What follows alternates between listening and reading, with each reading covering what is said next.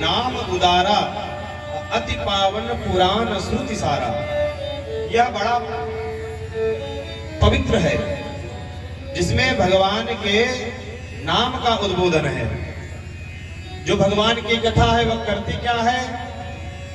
मंगल करण कलिमल हरणी तुलसी कथा रघुनाथ की।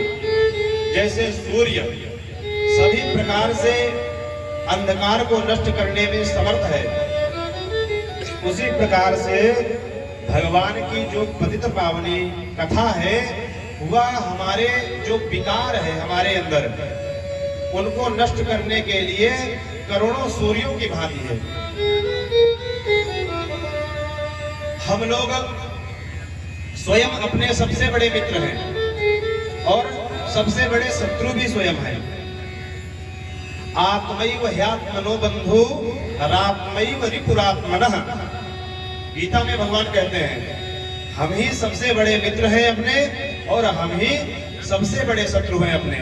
क्यों? क्योंकि जो कर्म हमें करना चाहिए वह स्वयं के लिए तो करेंगे, किसी दूसरे के लिए तो थोड़े ना करेंगे।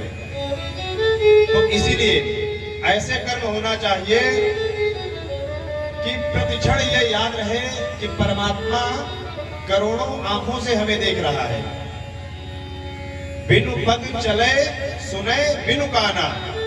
भगवान बिना पैर के चलते हैं, बिना कान के सुनते हैं और बिना नेत्रों के सब कुछ देखते हैं। आप सीसीटीवी कैमरे से बच सकते हैं, एक बार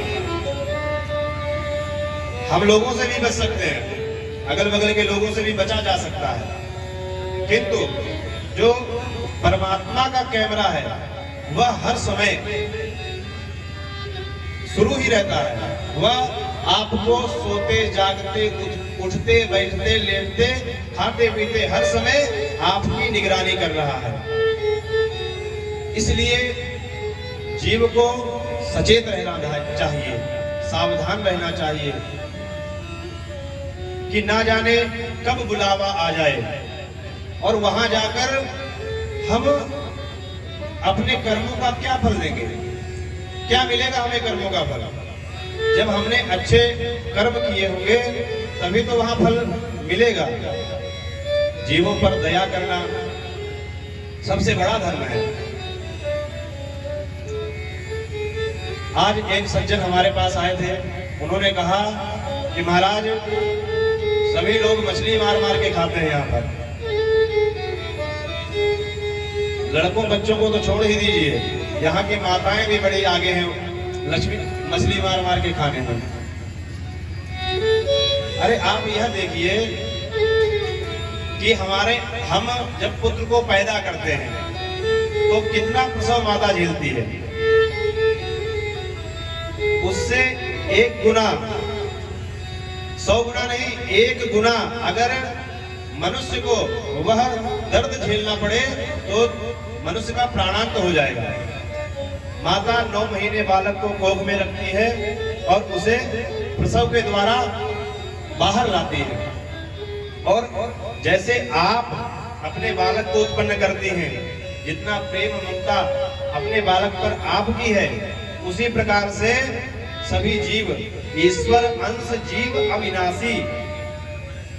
आप यह ध्यान रखिए, सभी परमात्मा के ही अंश हैं। आप किसी को भी कष्ट दे रहे हैं, किसी को भी मार के खा रहे हैं, सिर्फ इसलिए थोड़ी सी जिह्वा के स्वाद के लिए। जिह्वा का स्वाद क्या है?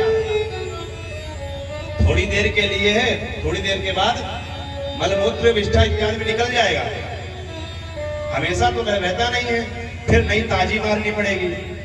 और बड़ा कष्ट बड़ा प्रयत्न करती हैं मछली मारने में और उसको मारकर ही दब लेती हैं। जब तक वह मर ना जाए उसे ढूंढ ढूंढ कर खोज खोज के मारती हैं, थोड़े से सुख के लिए। यह अल्प सुख है, क्षणिक, जिसे क्षणिक कहते हैं। थोड़ा सा स्वाद मिला, बाद में वह निकल गया। लेकिन जो परमात्मा है वह नित्य निरंतर हमें देख रहे हैं, हमारे कर्मों को निहार रहे हैं, हम क्या कर रहे हैं, कैसे कर रहे हैं, क्या उद्देश्य है हमारा। यह परमात्मा प्रति क्षण प्रति पल हमको निहार रहा है, आप उससे नहीं बच सकते। तो कर्म ऐसे होने चाहिए।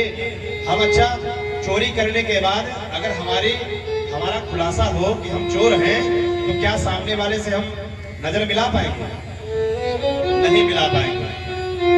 तो उसी प्रकार से अब हमारे कर्म ऐसे होंगे तो क्या ऊपर जाकर हम परमात्मा से नजर मिला पाएंगे? नहीं मिला सकते। क्यों? क्योंकि हमने ऐसे कोई कार्य नहीं किया है जिससे परमात्मा से हम नजर मिला पाए। और भगवान से विमुख होना ही सबसे बड़ा दुख है। श्री गरुड़ जी महाराज ने प्रारंभ में ही काकभुसुंडी जी से 7 प्रश्न किए हैं, जिसमें सर्वप्रथम उन्होंने पूछा कि सबसे सुंदर देह क्या है, जिससे आदमी मनुष्य अपने पुण्यों को अर्जित करे और अपने जीवन को कृतार्थ कर सकता है। तो श्री काकभुसुंडी जी ने बड़ा सुंदर उत्तर दिया है कि ये जो शरीर मिला है ना हमें, इसके समान दूसरा कोई सुंदर शरीर नहीं है। अगर इसमें भी हम गधे की भांति परिवार का बोझ ढोने में, परिवार के लालन पालन में अपना समय व्यतीत कर रहे हैं, ठीक है, अच्छी बात है, क्योंकि वह भी हमारा धर्म है। परिवार को पालना भी हमारा धर्म है। कहते हैं परिवार यदि भूखा हो और भिक्षा के लिए कोई साधु संत आ जाए, तो पहले गृहस्थ आश्रम में घर के मुखिया का धर्म है कि पहले घर के जीवों का पालन पोषण करे, पहले उन्हें अच्छे से खिलाए पिलाए, उसके बाद दान दक्षिणा खूब करे। ऐसा नहीं कि घर में फूटी कौड़ी नहीं है और घर की जमीन है वह भी गिरवी रखे हुए है, फिर भी दान दक्षिणा में घट ही नहीं रहा, सब दे रहा है सिर्फ नाम के लिए। ऐसा नहीं होना चाहिए। हम लोगों का पूरा प्रयास होना चाहिए कि किस प्रकार खाना चाहिए, किस प्रकार पीना चाहिए, क्या पीना चाहिए और क्या खाना चाहिए। तो कहते हैं भगवान को जो भोग लग पाए ऐसी ही वस्तु ग्रहण करनी चाहिए। क्या मछली का भोग भगवान को लगता है? क्या मुर्गे का लगता है? यह सब वस्तु हमारे विषय की वस्तु नहीं है, और हम तनिक स्वाद के लिए अगर इनको मार मार के खाएं तो हमसे बड़ा मूर्ख भी कोई नहीं है। गधा जिंदगी भर भार ढोंदा ढोंदा मर जाता है, लेकिन वह घोड़ा नहीं बन पाता। तो इसलिए मनुष्य को चाहिए कि हर प्रकार से यत्न प्रयत्न कर करके चाहे भूखा रहना पड़े रह ले, किंतु ऐसे कुकर्म ना करें। क्यों? हम जिसे जिंदा नहीं कर सकते, हम स्वयं अपनी बीमारी ठीक नहीं कर सकते, हमें बीमारी ठीक करने के लिए क्या डॉक्टर के पास जाना पड़ता है? डॉक्टर साहब दवाई बताएंगे तब बीमारी ठीक होगी, या डॉक्टर साहब से आप स्वयं कहते हैं कि डॉक्टर साहब फलानी दवाई दे दीजिए, बुखार है बुखार की दवाई दीजिए, अच्छी दवाई दीजिए जिससे बुखार समाप्त हो जाए। तो डॉक्टर साहब अच्छी दवाई देते हैं।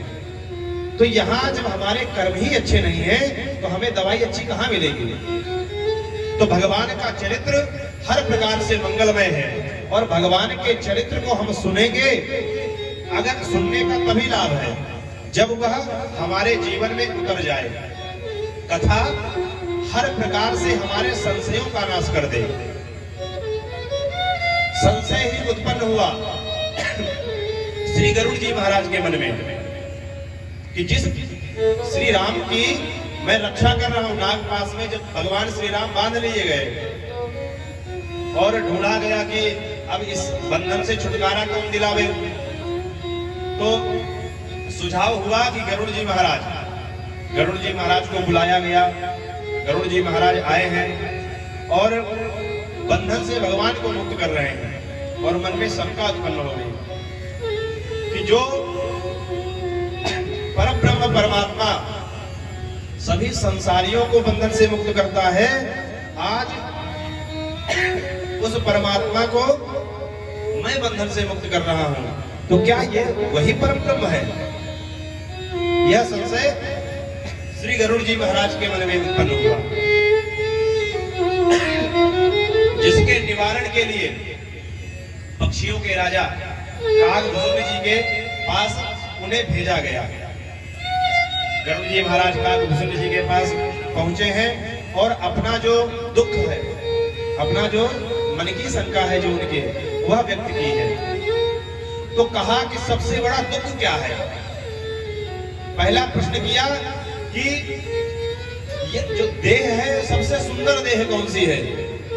तो कहा मनुष्य जो ये मानव शरीर मिला है इसके समान सुंदर कोई देह नहीं है। दूसरा प्रश्न किया कि अच्छा सब व्याधियों का मूल क्या है, सबसे बड़ा दुख क्या है संसार का?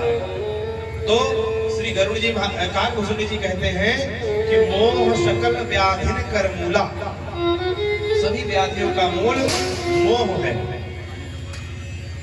मोह वश ही हम इस संसार चक्र में फंसते हैं। क्यों? ऋण से हम ऋणी होते हैं और आते ही भगवान की माया जब हमें जगड़ती है तो हमें माता पिता चाचा ताऊ सगे संबंधी रिश्तेदार इन सब में हम इतना संलग्न हो जाते हैं कि हमें अपने परमार्थ का कोई भी साधन सूझता नहीं है। हम अपने लिए